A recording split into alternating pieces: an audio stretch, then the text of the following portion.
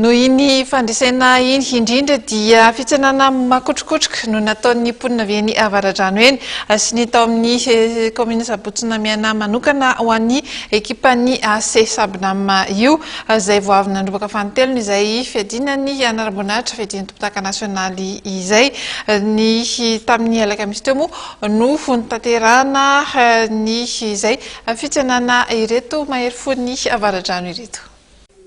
Filarana fiara marobe nanerana ny tanàna teto Andrenivohitra ka hatrany Sabotsinamena no nentin'ny mponina Avaradrano ny tsenan'ny ekipan'ny AC Sabinam izay vao avy nandrombaka fanitelony sesy ny tompon-daka Madagasikara taranja baolina kitra tany Mahajanga ny voalohan'ny volana Novambra lasa teo.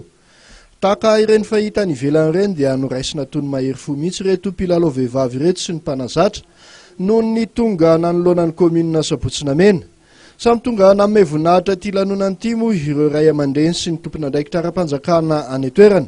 Tamin'izany indrindra ary nanambaran'ny be ny tanàna Sabotsinamena andriamosa avitra fa nampiakatra ambony ny voninahitry ny commune ny zava-bitan'ireto vehivavy mpanao baolina kitra ireto. Voalohany tena aloha dia misaorana an'Andriamanitra satria matoa ny vetivety nanjakaina dia ataony fandaharana.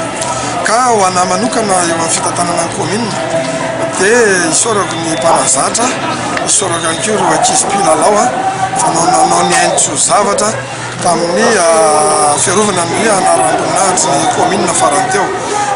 Lanoloana izany dia nampanantena ireo mpilalao fa mbola vonona ny hanao tsaratsara kokoa hatrany eo amin'ity taranja malarana voalohany azy eto Madagasikara ity.